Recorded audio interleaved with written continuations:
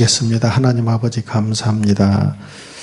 귀한 날 좋은 날 또 허락해 주셨습니다. 이 새벽의 예배를 통해서 크고 놀라운 은혜로 역사해 주시고 살아계신 하나님의 음성 듣고 우리의 나아갈 바를 밝히 알게 되는 귀하고 복된 시간으로 인도해 주실 줄로 믿습니다. 성령이여 충만히 임하여 주시옵소서. 예수님의 이름으로 기도합니다. 아멘. 찬송가 93장 다 같이 찬송하시겠습니다. 찬송가 93장. 예수는 나의 힘이요 내 생명 되시니. 찬송가 93장입니다.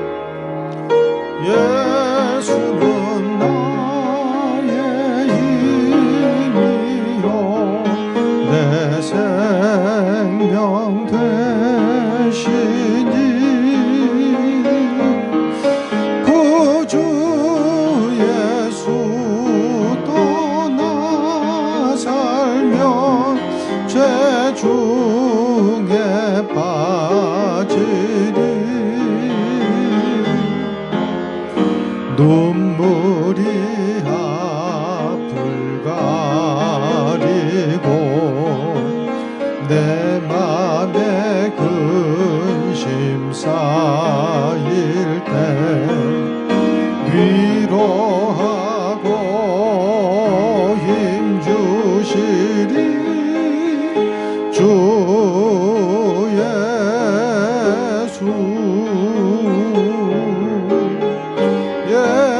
예수는 나의 힘이요 내 친구 되시니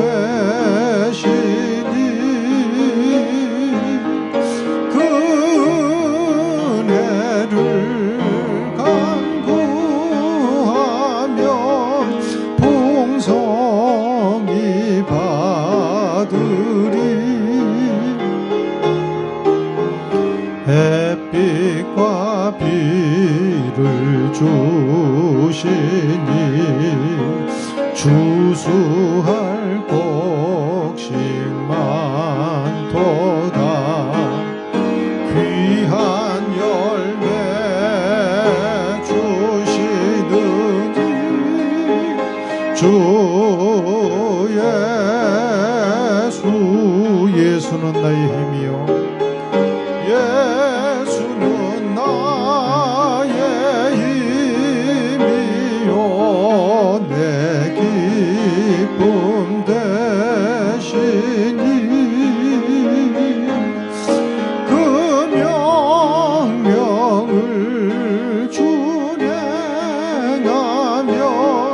늘 충성하겠네. 주야로 보호하시며 바른 길 가게 의지하고 따라가리. 의지하고 따라가리. 주 예수. 예수는 나의 힘이요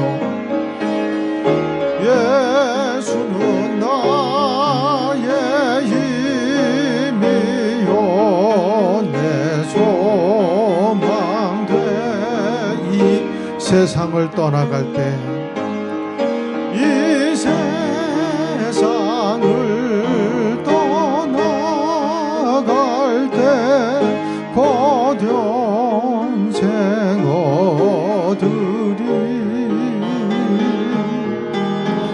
한없는 복을 주시고 영원한 기쁨 주시니 나의 생명 나의 기쁨 주 예수.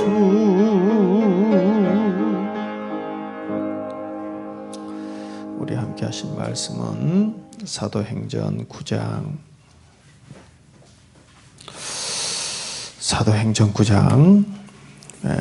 3절 4절 같이 읽겠습니다. 시작. 사울이 길을 가다가 다메섹에 가까이 이르렀더니 호련히 하늘로부터 빛이 그를 둘러 비추는지라. 땅에 엎드러져 들음에 소리가 있어 이르시되 사울아 사울아 내가 어찌하여 나를 박해하느냐 하시거늘. 아멘. 할렐루야. 자, 지난 시간까지는 예루살렘으로부터 다메섹까지 약 한 200km 이상의 먼 거리를 사울이 하나님을 모독한다는 이름 하에 예수님을 믿고 따르는 주의 제자들, 성도님들을 포박하고 결박하기 위해서 공문을 들고 지금 찾아가는 열정이 대단합니다. 차로 가도 200km면 상당히 거리가 있는데 당시 걸어서 쫓아갈 때는 굉장히 열성이 그만큼 있지 않고는 어려운 일인데요. 우리가 하나님 앞에 열심을 갖고 뛴다고 뛰지만 항상 우리가 알아야 할 것은 과연 내가 하는 이 일을, 내가 걸어가는 이 걸음을 하나님께서 인정하고 계시고 기뻐하시는가 늘 생각을 또 해보고 살펴보는 자세가 필요하다. 늘 살펴봐야 돼요. 우리가 지도를 들고 나침판을 들고 어디 새로운 지역을 탐험한다고 합시다. 그러면 나침판과 지도를 놓고 우리가 어떤 지역을 찾아가는데 지금 여기로부터 300km 뒤에 500km 뒤에 지금 그 지역이 있다. 찾아가자. 자, 그런다고 할 때에 한번 탁 찍어보고 보지도 않고 계속 갑니까? 걸어가면서 또 다시 지도하고 펴놓고 다시 올려놓고 또 쳐다보고 또 확인해보고 지형짐을 봐가면서 갑니까? 수백 번을 올려놓고 또 쳐다보고 내가 제대로 가고 있나 또 쳐다보고 또 다시 방향 보고 지도와 나침판을 살펴보고 가는 것이 하나의 길을 찾는 방법이지요. 우리가 내비게이션도 한번 찍어 놓으면은 그 다음부터 음소거 해놓고 딱 꺼버리고 서해안 타고 전라도 가는구나 이렇게 하고 한 번만 알고 그냥 가는 거예요. 틀어놓고 계속 수십 번 수백 번 좌로 가세요, 우회전하세요, 직진하세요, 유턴하세요, 끊임없이 들으면서 가요. 끊임없이 들으면서 바로 문 앞에 도착하는 그 순간, 주소지에 도착하는 그 순간까지 계속 그 음성을 집중해서 듣고 가는 거잖아요. 신앙생활도 마찬가지입니다. 내가 가는 길 나 스스로 무조건 옳다 하고 자신할 것이 아니고 하나님의 말씀과 성령의 음성을 늘 들으면서 가까이 하면서 우리가 한 걸음 한 걸음 두렵고 떨림으로 구원을 이루어 가야 할 줄로 믿습니다. 그래야 돼요. 그런데 오늘 말씀을 보니까 사울이 길을 가는데 바로 다메섹이 저기 보이는데요. 그 다메섹 근처쯤 왔을 때 갑자기 하늘로부터 태양의 빛보다 더 밝은 빛이 사울을 비추는 거예요. 태양의 빛은요, 하나님의 예수 그리스도가 곧 우리의 빛이신 줄로 믿습니다. 예수는 우리의 의의 태양이세요. 그래서 이 땅에 있는 것들은 많은 것들이 바로 천국을 예표한다고 볼 수 있는데 바로 하늘의 태양이 하나인 것처럼 우리에게는 구원자는 한 분 예수님이시고 그게 태양이 빛을 내는 것처럼 바로 우리에게 예수님의 그 주 예수 얼굴 영광이 해같이 빛나네. 해같이 여기서는 해같이 빛난다고 되어 있지만 사실은 해보다도 훨씬 강한 빛으로 이날 사울을 내리쬐인 줄로 믿습니다. 사울이 엎드러졌어요. 그런데 엎드러진 그 위로 하나님의 음성이 들립니다. 사울아 사울아 네가 어찌하여 나를 핍박하느냐.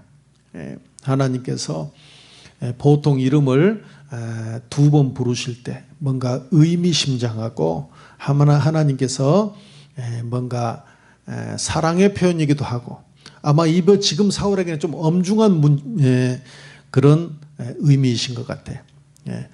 아브라함이 이삭을 바칠 때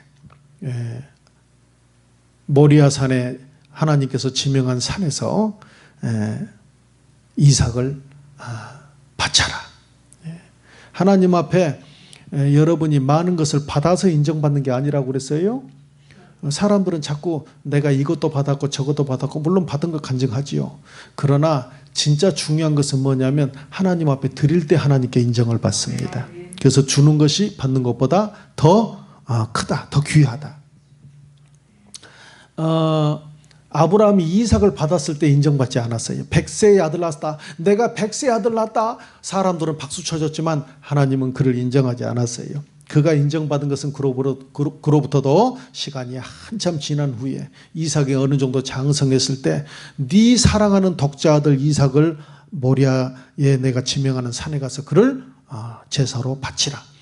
그럴 때 아브라함이요 그것의 말에 순종해가지고 하나님은 인신제사를 기뻐하는 분이 아니신데 가장 귀한 것을 통해 가지고 하나님께서 그 아브라함의 하나님을 향한 사랑 또 하나님께서 인류에 대한 예수 그리스도를 앞으로 이제 이삭을 예표하는 예수님을 우리에게 내놓으실 텐데 너희가 내 마음을 정말 100분의 1, 1000분의 1이라도 너희가 내 마음과 그 상황을 알아보기를 원하는 하나님의 뜻이 숨어 있는 줄로 믿습니다.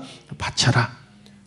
본심은 그게 아니었어요. 그러나 아브라함이 위에 가서 그냥 자식을 결박해놓고 칼로 탁 내리치는데 하나님께서 위로부터 아브라함아 몇 번? 2번이 걸쳐서 아브라함아 네 사랑하는 독자 이 이삭에게 손을 대지 마라.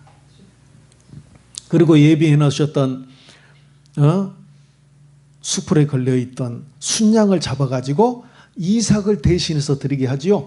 그 순양이 누굴까? 바로 우리에게 예수 그리스도이신 줄로 믿습니다. 내가 저 십자가에 달려 죽었어야 했는데 바로 우리의 순양 대신 예수님이 달려서 돌아가시고 하나님은 여호와 이레 바로 우리에게 예수 그리스도를 예비해 놓으신 줄로 믿습니다. 로마서 8장 31, 32절에 보니까 그 아들 예수를 우리에게 은사로 주신 분이 다른 무엇을 너에게 은사로 주지 않겠느냐. 하나님께서는요 예수와 함께 많은 다른 모든 것도 또한 병고침의 은사, 은혜, 또 물질 축복의 은혜, 기도 응답의 은혜, 좋은 만남과의 은혜, 영원한 저 천국의 은혜, 예수 은사로 줬기 때문에 다른 모든 것의 은사도 우리에게 함께 주신 줄로 믿습니다. 여호와 이레의 하나님을 믿기를 바랍니다. 나를 위해서 눈으로 본 적이 없고 귀로 들은 적이 없고 마음으로 생각지 못한 일을 고린도전서 2장 9절의 말씀처럼 예비하신 하나님 여호와 이레의 하나님을 믿기를 바랍니다. 그런데요 하나님께서 또 다음에 넘어가니까는 모세가 호렙산의 떨기나무 불꽃이 꺼지지 않고 있는 거예요. 모든 불은 꺼지는데 하나님의 불은 꺼지지 않아. 교회의 불은요 꺼지지 않습니다. 주님 오시는 날까지 교회의 불은 계속 탈 줄로 믿습니다. 성령의 불은 성령이 불타는 교회는요 성령이 불이 타는 곳이야. 성령이 불타는 건물이 어디가 있어? 이 세상 어디도 청와대도 없어, 국회에도 없어. 어디에서 성령이 불이 타고 있어요? 성령이 불타는 불타는 곳은 교회가 성령이 불이 타는 거예요. 그래서 성령의 불이 타는데 호렙산에서 떨기나무 불꽃 가운데서 꺼지지 않는 불이 신기해서 가까이 갔더니 모세야 너 선 곳은 거룩한 곳이 네 발에 신을 벗어라. 성령이 임하면 예루살렘과 온 유대와 사마리아와 땅끝까지 가서 예수의 증인 되어야 할 줄로 믿습니다. 너는 이제 사명의 길을 신발 고쳐 신고 사명의 길을 가야 돼. 여러분 오면 여러분이 싫고 좋고의 문제가 아니야. 하나님의 말씀이 먼저 선포됐어. 성령 받았으면 누구나 다 증인 되어야 할 줄로 믿습니다. 특별한 사명 받고 신학교 가야 하는 거 아닙니까? 아니에요. 신학교 가는 거 상관없어. 성령 받으면 누구나 다 증인되어야 할 줄로 믿습니다. 네 발에 신을 벗어라.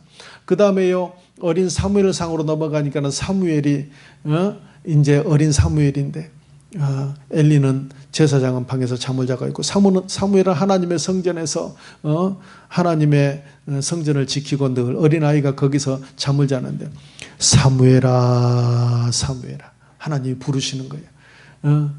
처음에는 몰랐어요. 하나님의 음성인지 그러니까 하나님의 음성을요 늘 자꾸 들어봐야 돼. 멀리 있을 때는요 멀리 있을 때는 잘 몰라. 우리 집에 순두 강아지가 순두잖아요.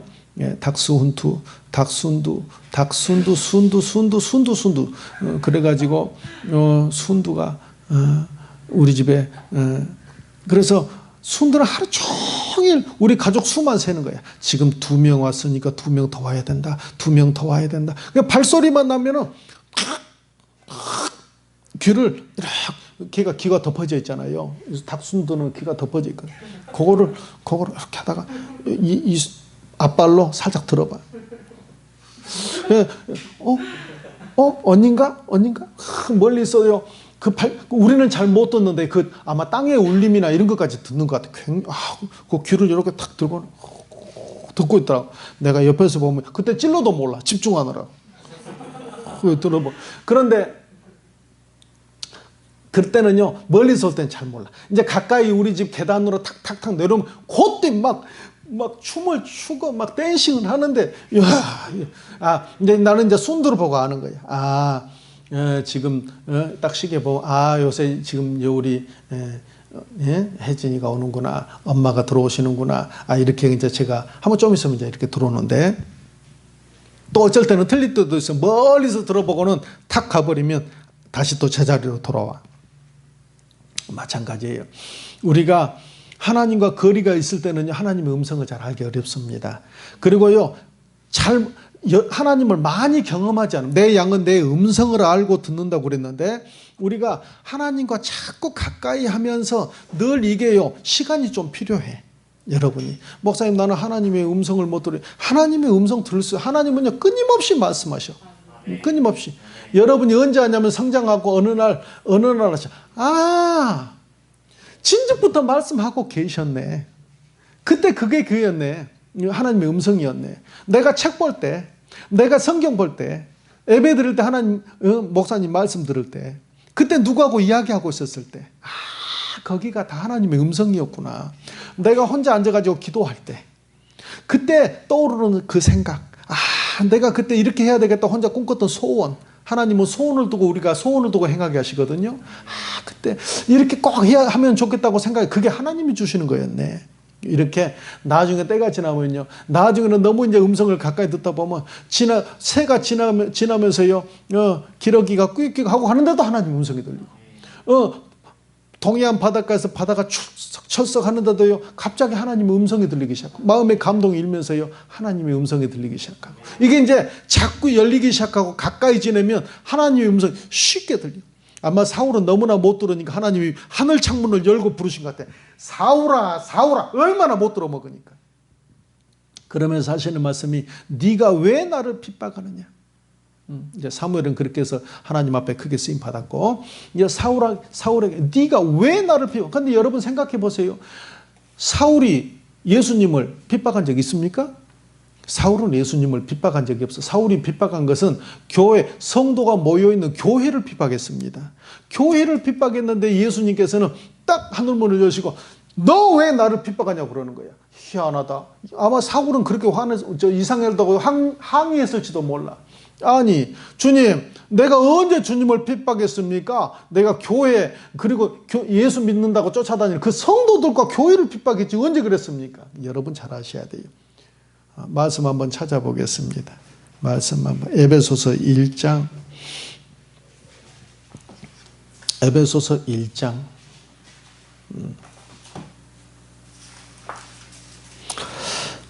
22절 읽겠습니다. 22절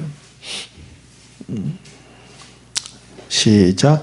또 만물을 그의 발 아래 복종하게 하시고 그를 만물 위에 교회의 머리로 삼으셨느니라. 예수님이 여기서 그라는 것은 예수님을 말하는데요. 예수님은 교회의 뭐라고요? 머리로 삼으셨느니라. 23절 시작. 교회는 그의 몸이니 만물 안에서 만물을 충만케 하시는 이의 충만이니라. 아멘. 할렐루야. 예. 그래서 예수님은 교회의 머리다. 교회는 그의 몸이다. 여기서 딱 단정해서 말을 하고 있지요.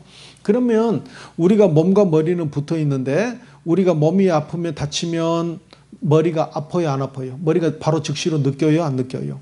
느끼지요. 제가 언젠가 걸어가다가 문에 못이 빠져나와 있는 거 살짝 머리가 빠져나는 걸 못 봤다가 내가 그냥 그거를 탁 지나가면서 찾는데 요게 발가락하고 상체기를 낸 거예요.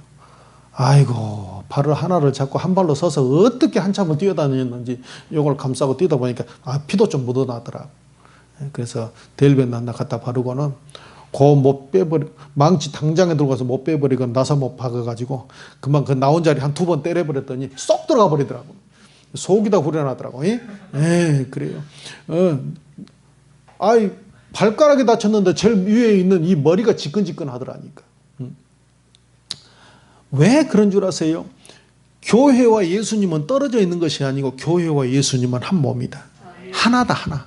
그런데 교회는, 예수님은 그 교회의 머리고 교회는 그의 몸이기 때문에 우리가 교회를 공격하면요, 예수님이 당장에 불편하신 거예요. 그러니까 이 세상의 모든 많은 기관들, 대단한 건물들, 대단한 호텔들, 대단한 무슨 많이 있어요. 뭐 대학교들, 뭐 대단한 것들이 많지만은 인천공항은 얼마나 뭐 수천억, 내가 생각할 때 몇 조를 들였는지도 몰라. 저렇게 멋지게 지어서 역사를 해놨지만은, 그러나 예수님께서요, 자기의 피를 쏟고 생명을 들여가지고 만들어낸 기관은 교회밖에 없습니다. 그래서요, 교회를 우리가 잘 위하고 교회를 갖다 우리가 살찌고 힘을 실어주는 사람이 있다면 예수님께서는 그 사람을 굉장히 기뻐합니다. 그러나 교회를 공격하고 아프게 하고 다치고 상처를 주는 사람을 주님은 굉장히 불편하게 생각하시는 거예요. 예수님과 교회는요, 한 몸입니다. 여러분 잘 보세요. 창세기 보면은요, 창세기에 보면 하나님께서 사람을 남자와 여자로 창조하십니다. 중간성은 없어요. 뭐 요새 뭐 막 그냥 수십 개의 성이 있다고 그러는데 하나님은 사람을 남자와 여자로 창조하셨어요. 그리고 그런데 그 여자와 남자를 어떻게 만드시냐? 먼저 아담을 흙으로 만드시고 코에 생기를 불어넣어서 생명이 되게 하신 후에 하루는 이 아담을 사람이 독초하는 것이 좋지 못하기 때문에, 여러분 되도록이면요 결혼들 하시기를 바랍니다. 좋은 신부 또 좋은 신랑 만나가지고 기도 열심히 해서 하나님의 영광을 위한 아름다운 가정, 하나님의 은혜가 풍성하게 넘쳐나는 그런 귀한 가정을, 자녀도 많이 낳고 또 신앙으로 잘 키워서 하나님 보시기에 아름다운 그냥 꽃밭 같은 그런 정원 같은 그런 귀한 가정들 만들어 내시기를 바랍니다. 그런데요, 독초하는 게 좋지 못해. 그래가지고 이 아담을 위해서 또 다른 하나님께서 여자를 만드시는 거예요. 근데 이 아담을 잠들게 하신 후에 아담의 갈비뼈 하나를 취한 다음에 거기는 새 살로 채우시고 갈비뼈 하나를 취해가지고 그 갈비뼈를 통해가지고 여자를 만드시는데 그의 이름을 하와라. 남자는 아담이고 여자는 하와라. 그래서 잠이 깨서 딱 보니까 하와가 옆에 이렇게 서 있는데요, 아담이 이 세상에서 진짜 아름다운 시를 짓습니다. 내 뼈 중에 뼈요, 내 살 중에 살이로다 하는 엄청난 아름다운 그런 시를 바치죠. 우리가 여성 앞에 가서 프로포즈 할 때 꽃과 반지를 바치듯이 아담은 내 뼈 중에 뼈요, 내 살 중에 살이로다. 그래서 둘이 부모를 떠나서 이제는 한 몸을 이룰지로다 이렇게 말했어요. 그래서 결혼하면요, 부모를 떠나가지고 두 사람이 온전히 한 몸이 되는 게 가장 성경적이고 바람직합니다. 물론 부모님과 같이 형편이 안 돼서 모시고 사는 게 나쁜 건 아니지만 제일 좋은 방법은 두 사람이 온전하게, 남자는 여자에게 또 신랑은 신부에게 둘이 온전히 충성하면서 사랑으로 하나 되는 것이 가장 바람직한 모습이다. 그런데요, 목사님 왜 갑자기 아담과 하와 이야기를 하세요? 이 구약의 이 창세기에 나오는 아담과 하와 이야기는 바로 교회와 바로 예수 그리스도의 관계를 설명하기 때문에 그래요. 바로 예수님께서 십자가에 달려 돌아가실 때에 못 박혀 돌아가시고 이제 피를 다 쏟으셨는데 로마의 군인의 그 창으로 이 사람이 완전히 죽었는가를 다시 한번 확인하기 위해서 예수님의 그 심장을 향해서요, 밑에서 창으로 그 옆구리를 찔러버립니다. 그러니까는 이 옆구리에서 갑자기 물과 피가 팍 쏟아지는 거야. 그러면서 이제 완전히 숨이 끊어지게 되는데, 바로 이게 바로 아담이 잠을 자는 모습이에요. 그래서 예수님이, 우리의 둘째 아담 되신 예수님이 탁 이제 숨이 거기서 끊어질 때에 피와 물이 팍 쏟아지는데, 그 옆구리, 그 갈비가 있는 그 옆구리에서, 아담의 옆구리에서 여자 하와가 태어난 것처럼 바로 예수님이 숨을 거두실 때, 그 옆구리에서 피와 물이 팍 쏟아질 때에 거기서 바로 교회가 탄생하고 예수님의 신부인 교회가 탄생했다, 그 말입니다. 그래서 예수님은 이 교회를 볼 때에 내 뼈 중에 뼈이요 살 중에 살이고 너무나 귀하고 너무나 소중한 바로 그런 곳이라, 그 말입니다. 할렐루야. 여기를 통해서, 이 아담이 하와를 통해서 자녀를 낳고, 그리고 그 자식들이 번성하고 거기서 다시 메시아가 난 것처럼, 바로 이 교회를 통해서 이제 앞으로 영적 자녀들이 막 태어날까 생각하니, 예수님은 이 신부가 얼마나 귀한지 몰라. 할렐루야. 그런데 사울이 이 교회를 공격을 하니 예수님은 너무나, 자기는 교회를 공격한다고 했는데 예수님은 너 왜 나를 핍박하냐, 이렇게 나가는 거예요. 저는요, 몇 번 말씀드렸지만 어려움을 많이 겪었어요. 지난 세월에 생각하면 정말 이렇게까지 어려울 수 있을까 싶을 만큼 많은 고난을 겪었어요. 뭐 최근에 올해는 비가 많이 와서 물난리가 났다, 뭐 하루에 뭐 200mm가 왔다, 뭐 어쩌고 막 하면서 막 소가 떠내려갔다, 섬진강 둑이 무너졌다, 참 마음이 아프더라고요. 왜냐하면 저도 물난리도 나봤거든요. 저는요, 우리 물난리 할 때, 저는 그때 서울 신림동에가 있었는데, 신림에 시간당 200mm, 여러분은 시간당 200mm면 하루에 200mm여도 폭우입니다. 시간당 200mm가요 그때 왔어요. 마치 폭포 밑에 서 있는 것 같아. 얼마나 비가 막 그냥 내린다 이게 아니라 쏟아 부어버려. 그래가지고 우리 지하가 다 찼어요. 그때 지하가 깊은 지하인데 제 가슴 높이까지 불과 몇 초 만에 순식간에 여기까지 계곡물 들어오듯이 차버리더라고. 근데 이제 우리 애들 놓고 우리 그때 멀리 가서 기도원에 가서 기도하고 이럴 때인데, 문을 잠가놓고 다니고 이럴 때인데, 그때 애들만 놓고 그날 저녁에만 희한하게 하나님께서 아마 무슨 생각이었더니 우리가 그날 저녁만 안 가게 도와주셨어요. 그날 저녁만 안 갔는데 새벽 2시경에 그 난리가 벌어진 거예요. 그때요, 김대중 대통령이요 왔더라고. 당시에 김대중 대통령이 와가지고 그날 그 너무나 피해가 크니까 와서 돌보고 했던 그런 기억이 있어요. 뭐 몸이 마비가 되고 저는 여기저기 안 아파 본 데가 없어요. 혈압으로 또 불면증, 저는 2달도 잠을 안 자본 적이 있어요. 약을 먹어도 안 돼. 너무 힘들고 마비가 와가지고 스트레스에 너무 심해가지고 시민성으로 마비가 와가지고 지금도 이렇게 자세히 보면 얼굴이 여기가 굳어져서 여러분은 못 느끼겠지만 저는 이렇게 잘 안 됩니다. 이렇게 웃는 것도 잘 어렵고 말할 때도 혀가 잘 굳어져 있고 지금도 그래요. 이게 벌써 한 10몇 년 전, 오래전 이야기인데도 마비가 좀 잘 돼, 아직도 덜 풀려가지고 몸도 많이 아팠어요. 안 아픈 곳이 없다 싶을 만큼 많이 아팠어요. 빚으로도 고생을 많이 했고 물질 고난 많이 겪었습니다. 그런데요, 그 중에서도 가장 힘들었던 것은 제가 신학을 한다고 하나님께서, 저는 원래 목회할 줄 알고 있었는데 하나님께서 그래 너는 목회를 하기는 하는데 서울로 가야 한다. 그래서 전라도도 좋은 신학교가 많고 광주에도 좋은 신학교가 있는데 왜 서울로 가라 할까. 그러고는 생각만 먹고 있었는데 어느 날 서울로 가라. 그래서 제가 아무 준비도 안 되는 상태에서 하나님 말씀하시니까 바로 서울로 올라왔어요. 정말 아무 준비도 안 돼 있었는데 서울로 올라와가지고 하나님께서 어떻게 우리를 인도 하셔가지고 오늘 이 자리까지는 오게 돼 있는데요. 그런데 서울에 사는데 제가 학교를 다니니까 돈을 못 벌잖아요. 애들은 둘이 있고 돈은 못 벌고. 그러니까 아내가 이제 직장을 다니는 거예요. 서울 압구정에 가서 옷가게에서 옷을 파는데 낮에는 주인이 팔고 밤에는 이제 우리 애 엄마가 거기서 이제 아내가 파는데 자기는 그렇게 가서 나 그 돈 그때 그 얼마 못 벌어요. 얼마 버는데 그 뭐 돈 얼마 버는 것 같고 이제 내 신학 되고 아이들하고 먹고 살고 하니 뭐 되게 어렵지요. 되게 어려워. 그때 막 2시간, 3시간도 잠을 못 잤던 시대인 것 같아. 시절인 것 같아. 그리고 밤에는 또 기도하러 나가고 시간 날 때는 가까운 또 곳에 나가서 또 기도하고 그렇고 하니까 뭐 너무 바빠요. 뭐 전철역이 신대방역 앞에서 내려야 되는데 신대방역에서 못 내리고 구로나 저 신도림까지 가가지고 다시 돌아온 적이 한 번, 두 번이 아니에요. 그런데도요, 꼭 밤에 올 때는 이제 새벽에 일이 끝나면 바로 와라고 내가 말을 했는데, 그게 옛날 곽선희 목사님 계시는 소망교에서 또 새벽 예배 드리고 다시 기도하고 온다고.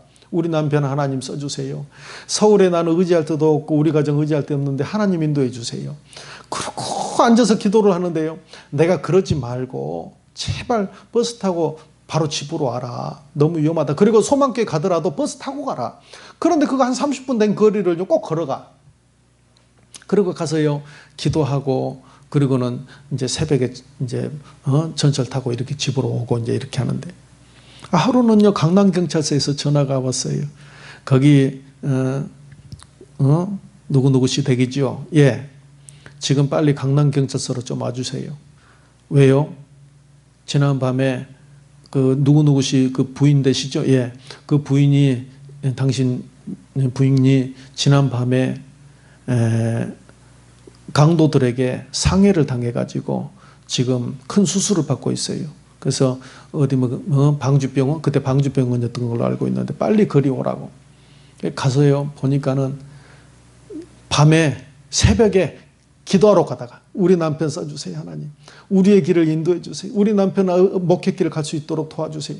그러고 기도하는데 그 걸어가는 거기에요, 밤에, 아니 새벽. 이제 새벽 예배 드리러. 그런데 거기 일 끝나고 이제 새벽 예배 걸어가는데 예배 드리러 가는 길에 남자 둘을 만나가지고, 청년 둘이 이렇게 덩치 큰 청년, 우리 아내 얼마나 조그매, 체구가 1m 뭐 56밖에 안 되는데 키가. 그냥 이렇게 덩치 큰 1m 80도 넘는 덩치 큰 남자 둘이가 잡아가지고, 돈 뺏으려고 처음에는 차에다 싣고 가려다가 안 간다고 버티니까는, 지금 말 들어보니까 내가 천국 가고 천국 가는데 죽으면 죽으리라 하고 나 죽여라 그러고 버텼다는 거예요. 그러니까는요, 조그만 여자지만은 못 해보고는 그냥 가방만 뺏어가지고 가려고. 가방 안에 아무것도 없어. 가방 안에 성경 하나 들어있어. 세상에. 가방 안에 성경 하나 달랑 들어있는 그 사람을, 그거를 또 안 뺏기겠다고 또 잡았네. 그러니까는 손가락을 칼로 다 도려냈어요. 완전히 다 덜렁덜렁해질 때까지 손가락을 다 찢어냈어. 그리고는 쓰러져서 기절을 했는데, 그 쓰러져서 기절을 해버렸는데 그대로 내버렸으면 과다출혈로 그대로 사망했을 텐데, 손을 완전히 도려내버렸거든요. 그런데 남자 넷이 어떻게 그걸 그 새벽에 다 인적이 없는 곳인데 남자 넷이 보고 뛰어와가지고는 신고하고, 자기들 온몸에 피 다, 지금도 그분들을 꼭 만나보고 싶어요. 꼭 은혜를 다 갚지는 못하지만 감사를 한번 전하고 싶은 마음이 꼭 있어요, 제가. 그런데 피 다 온몸에 이 4명이 다 피가 묻도록 그 수습을 해가지고는 경찰서 신고해주고 또 몇은 얼른 병원으로 인계를 해가지고, 그래가지고 급하게 해가지고 6시간 수술받고 살았는데, 지금도 이렇게 손이 아물어지질 않고 지금도 손을 잘 못 써요. 그리고 겨울이면 물건을 다 놓쳐. 막 어느 날은 울고 있더라고. 그래서 왜 우는가 그러고 가봤더니, 이게 손이 원래 왼손잡이고 양손잡이인데 이 손을 못 쓰는 거야. 일을 잘하는데 원래.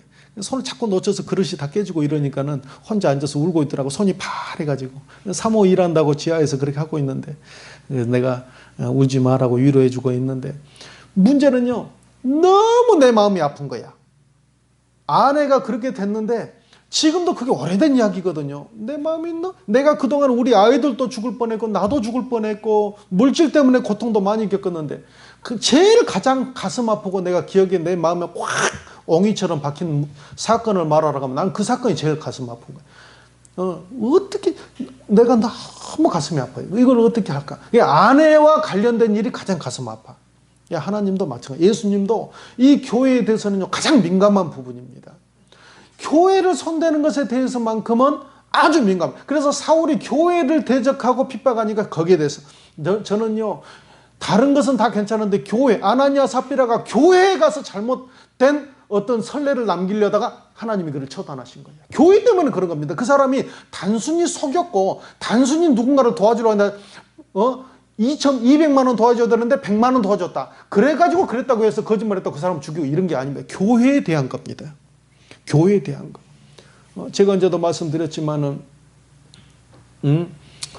최복기 목사님 계시는 한국중앙교회 거기 제가 책을 보는데 세상에 목사님 거기 앞에 성도라고 그 근처 갔던 동네 교회 성도 집사가 찾아와 가지고 목사님 안수해 주세요. 나 좀 치료해 주세요. 손이 다 썩었어요. 당신 교회 목사님도 능력 있는데 왜 이리 왔냐고. 그게 아니고요. 내가 우리 교회 거기 회계인데요. 내가 돈을 좀 갖다 썼거든요. 근데 그 돈이 너무 커져가지고 못 갚은데 목사님이 뒤늦게 알게 돼가지고 어떻게 할래? 갚겠습니다. 그러면 갚아라. 벌어서 갚겠습니다. 근데 돈이 너무 커서 못 갚게 생겼으니까 이 사람이 거짓말을 치는 거예요. 뭐라고 거짓말을 쳤냐? 온 교회 장로들, 권사님들 모임마다 찾아다니면서 우리 목사님이 여자 만난다. 저녁에 산기도 간다고 말을 해놓고 사실은 호텔 가서 놀더라. 이거를요 계속 말을 하니까 처음에는 안 믿었는데 어떤 사람들이 믿은 거야. 그런데 그걸 누가 믿었는 줄 아세요? 인제 교회 나온 사람? 청년? 중고등부? 아니, 장로님들이 그 말을 믿은 거예요. 그 중에서도 수석 장로님이 그걸 믿었어요. 수석 장로님이 있고 거기 아드님도 장로님인데요. 서로 먼저 당회를 열어가지고 당회란 것은 목사님이 계셔야 되는데 당회장은 빼고 자기들끼리 임시 당회를 열어가지고 어떻게 할까? 목사님을 쫓아냅시다. 바꿉시다. 아니 사실 여부 진위 여부는 확인하지도 않고 소문 하나에 그렇게 흔들리는 교회가 되어서야 되겠어요? 지금 이단들도 신천지도 교회 와서 얼마나 이간질하는 줄 아세요? 그런 것에 흔들리는 교회는요. 그건 너무너무 약한 교회입니다. 너무너무 감기 좀 왔다고 쓰러져 죽어버리면 되겠어요? 어떻게 사람이 건강관리를 했길래. 그런데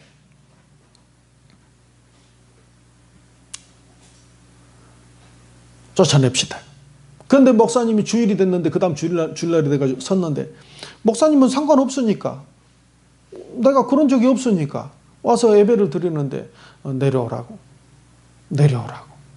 목사님은 예배를 지금 예배를 인도하고 있는데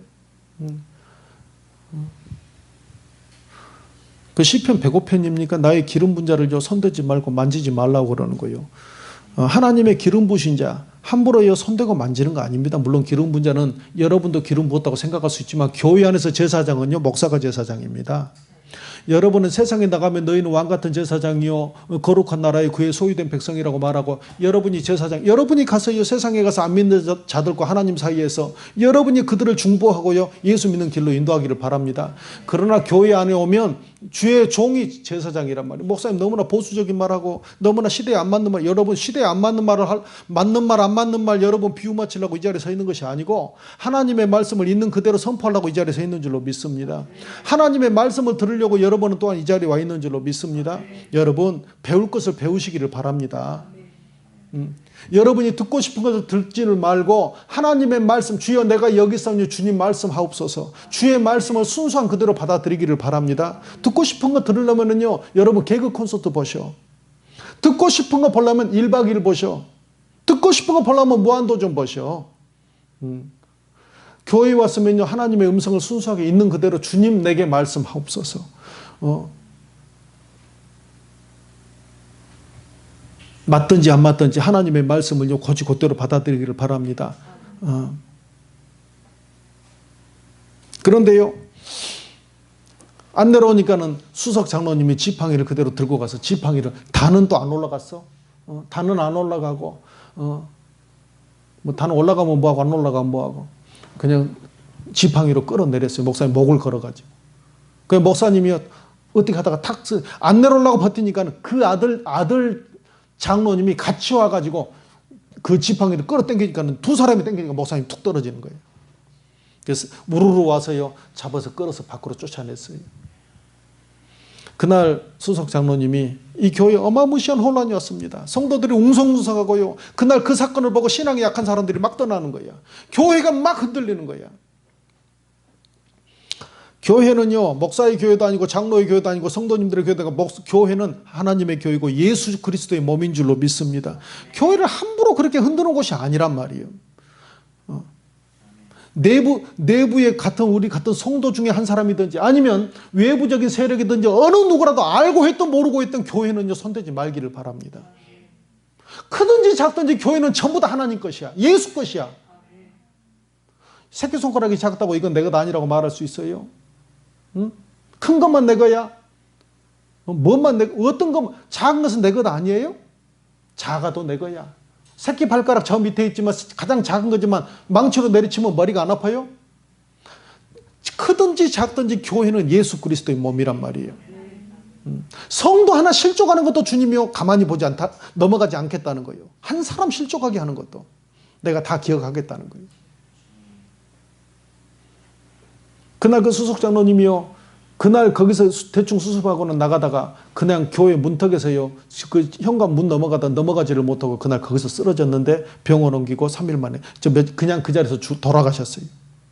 그리고는 3일장 치르고 발이 나는 그날 그 아드님 장로님이 그날 아버지 나가는데 그 아드님이 돌아가신 거예요. 줄초상이 난 거예요. 그때야 성도들이 놀래고요, 직분자들이 놀랐어요. 야, 목사를 말하는 게 아니야. 왜 교회를 그렇게 흔드냔 말이에요. 여러분요, 성경만 조금만 알았더라면, 하나님 말씀을 조금만 알고 하나님 마음을 알았더라면 그런 일들, 그런 저주받는 일들이요 안 일어났을 텐데. 하나님은 우리에게 저주가 목적이 아니라 축복이 목적인 줄로 믿습니다. 이사야서에 보니까, 에레미야서에 보니까 내가 너희에게 주려는 나의 생각은 내가 안 하니 곧 재앙이 아니라 평안이요 너희 장래에 소망을 주려 함이라. 요즘 성경에서는 개적개적에서 미래를 주려 합니다. 주님은 우리에게 미래를 주고요, 평안을 주려고 하시는 거야. 그런데요, 왜 그렇게 억지로 저주의 길을 걸어갑니까? 신명기 3장에 내가 생명과 복과 사망과 화를 네 앞에 두어놓으니 네가 살기 위해서 생명과 복을 택해라. 하나님의 마음은 우리가 생명과 복을 걸어가기를 원하시는 거예요. 왜 억지로 재앙과 저주와 사망의 길을 걸어갑니까? 예수님은요, 교회의 머리고 교회는 그의 몸입니다. 민감하신 거예요. 말씀 한번 더 보겠어요. 말씀 한번. 에베소서 5장. 계속 결혼 이야기하고 섞어서 말씀하십니다. 아내와 남편, 교회와 예수님의 관계를요 계속 붙여서 말씀하세요. 5장 22절. 읽겠습니다. 시작. 아내들이여 자기 남편에게 복종하기를 주께 하듯하라. 여자분들은 이런 말씀 보면 아이고 또 불편한 말씀 시작한다. 불편한 말씀 시작한 것이 아니라 하나님의 말씀을 한 절 읽었을 뿐입니다. 하나님의 말씀을 토시도 달지도 않고 그냥 읽었을 뿐이에요. 불편해도 하나님의 말씀이고 기분 좋아도 하나님의 말씀이고 제발 있는 대로 다 좀 받아들이기를 바랍니다. 할렐루야. 그런데요, 더 무서운 말들이 나와요. 아내는 남편에게 복종하라고 그러죠.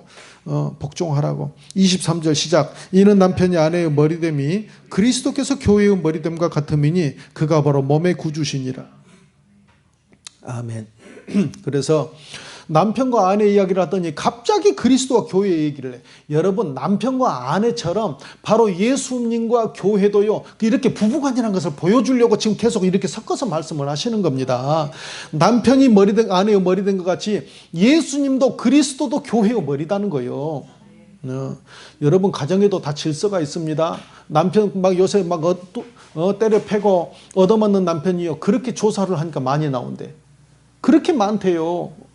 그러니까 남자들이 막 부인을 무서워하고요 쩔쩔매는 거야. 그런데요, 남자는요 좀 무능하게 보이고 약하게 보이고 어리석게 보여도요 결혼했으면 남편은요 가정의 머리인 줄로 믿습니다. 어쩌든지 남편을 머리로 세우는 여자가요 지혜로운 거예요. 그런데 보세요.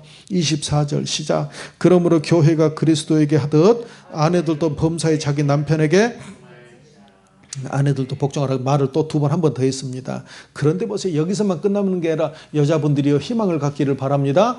더 엄중한 말이 있어. 25절 시작.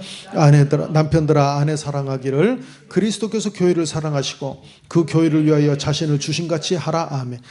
아내들은요 복종하면 돼 남편에게. 그런데 남편은요 어떻게 하는 줄 알아? 자기 목숨을 내놔야 돼. 예수님은 교회를 위해서 자기 목숨을 내놨거든. 남편들아 그리스도처럼 하라. 그 말은 무슨 말이냐면 예수님이 교회를 위해서 자기 목숨을 십자가에서 내놓고 그 교회를 살렸잖아요. 남편은 자기 아내를 어느 정도 사랑해야 되냐면 목숨을 내놓고 보호하고 사랑해야 돼. 아내는 복종하면 돼. 복종하면 돼. 이거 하자고 하면 하면 돼. 저거 하라고 하면 돼. 그러나 남편은 아내를 위해서 목숨을 딱 내놔야 돼. 생명을 어디다 내느냐? 사업에다 생명을 내거나 다른 무슨 취미 생활에다 목숨 걸고 하는 게 아니라 공차할 때, 축구할 때 목숨 걸고 찬다는 사람이 있어. 발톱이 빨 때까지. 그런데요 진짜 목숨은 아내를 사랑하는데 목숨을 내놔야 돼. 내 말이 아니고 성경 하나님의 말씀입니다. 그래서 사실은요 남편이 좀 부담이 좀 더 있습니다. 제가 볼 때는. 그 다음에 28절 시작. 이와 같이 남편들도 자기 아내 사랑하기를 자기 자신과 같이 할지니 자기 아내를 사랑하는 것 자는 그러니까 아내 구박하고 때리는 사람은요 자기를 구박하고 때리는 거야. 아내를 핍박하는 사람은 나를 핍박하는. 그러니까 자기가 자기를 막 영적으로 보면 자기가 자기를 자꾸 괴롭히면서 힘들다 하는 사람들이 있어. 아내를 사랑하라는 거예요. 아내를 사랑하는 것이 곧 나를 사랑하는 거예요. 원리를 알면, 그러니까 이게 여자를 무시하는 게 아니에요. 하나님의 질서와 순서를 가르쳐 주는 겁니다. 하나님의 뜻대로 하면 가정도 평강이 있을 줄로 믿습니다. 이거 뜻을 자꾸 거슬리니까 가정에 평강이 없는 거예요. 아내는 복종하고 남편은 생명을 들여서까지라도 이 여자를 사랑해야 되는 거예요. 아내를. 남의 여자 말고 자기 아내 말이에요. 자기 아내. 사랑하는 거예요. 그러면서 이렇게 사랑하면 자기를 그게 곧 나를 사랑하는 거예요. 여자를 사랑하는 게 아내를 사랑하는 게 나를 사랑하는 거. 29절 누구든지 언제나 자기 육체를 미워하지 않고 오직 양육하여 보호하기를. 자, 또다시 교회와 그리스도 이야기가 또 나오죠. 그러니까 지금 무슨 얘기를 하고 싶어 하냐면 이 성경에서는 아내와 남편 얘기를 계속하면서 그리스도와 교회, 그리스도와 교회 이렇게 계속 서로 교대로 계속 그리스도와 교회 얘기를 하고 싶은 거야.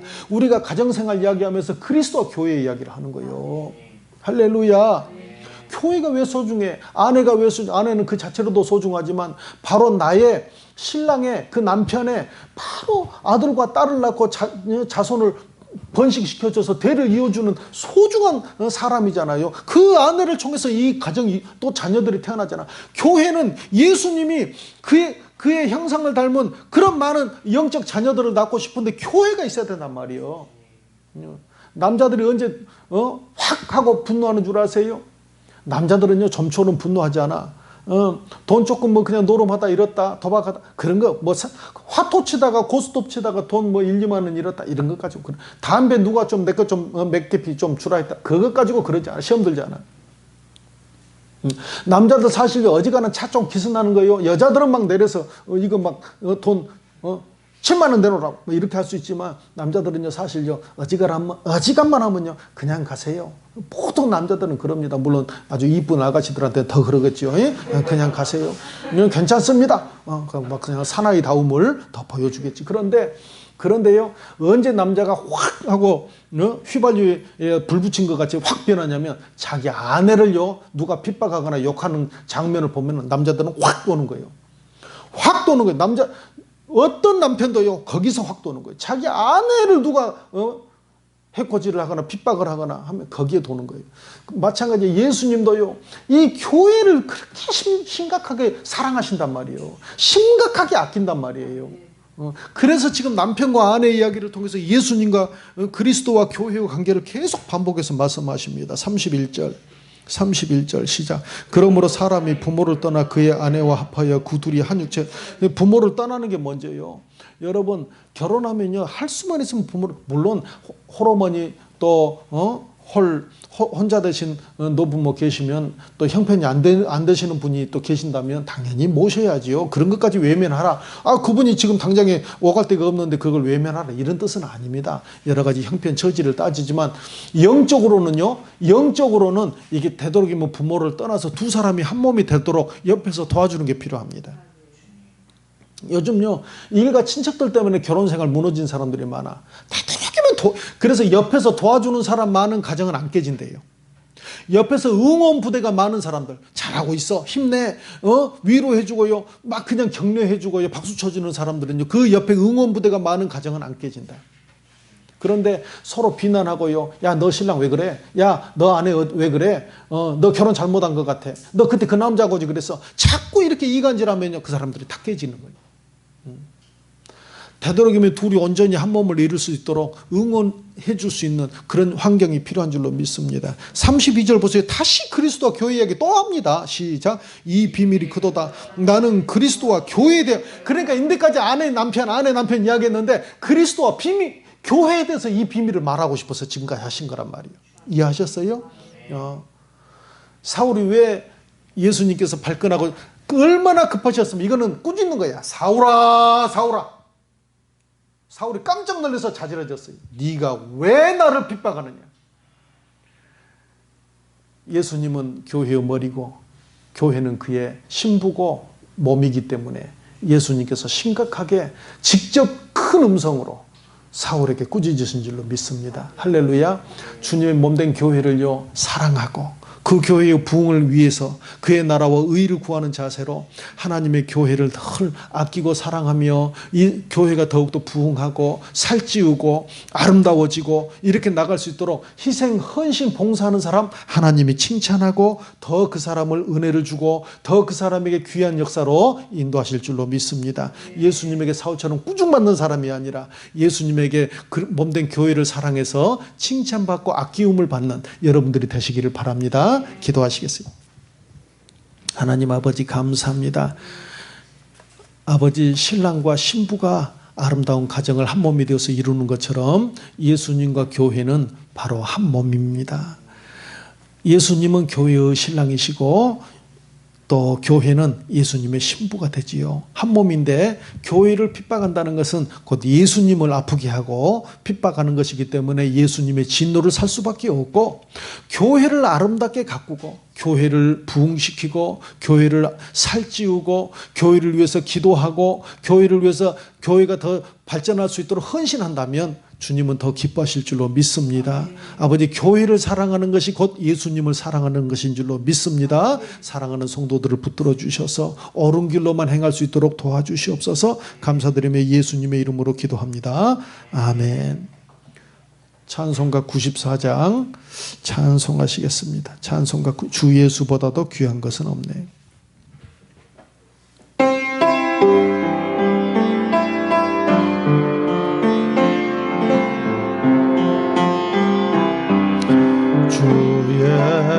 예수보다도 귀한 것은 없네. 이 세상 부귀와 바꿀 수 없네. 영죽은 내 대신 돌아가신 그 놀라운 사랑 잊지 못해. 세상 즐거움 다 버리고 세상 자랑 다 버렸네.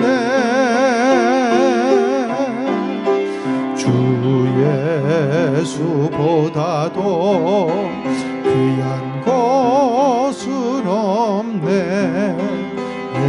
예수밖에는 없네. 주 예수보다도 귀한 것은 없네. 이 세상 영예와 바꿀 수 없네. 이전에 즐기던 세상 일도 주 사랑하는 마음 뺐지. 세상 즐거움 다 버리고 세상 즐거움 다 버리고 세상 버렸네. 주 예수보다도 귀한 것은 없네. 예수 밖에는 없네. 주 예수보다도 귀한 것은 없네.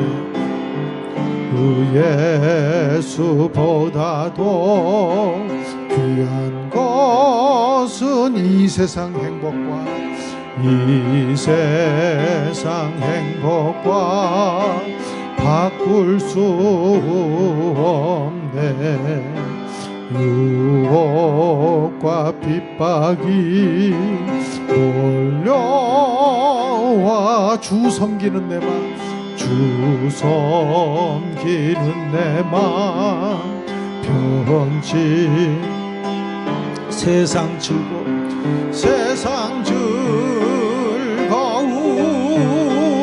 다 버리고 세상 자랑 다 버렸네. 주 예수보다도 귀한 것은 없네. 예수 밖에는 세상 즐거움 다 버리고 세상 즐거움 다 세상 자랑 다 버렸네. 세상 자랑 다 버렸네. 주 예수보다도 귀한 것은 없네.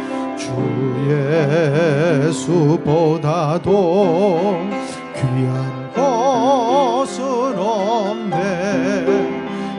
예수 밖에는 없네. 예수 밖에는 없네. 예수 밖에는 없네.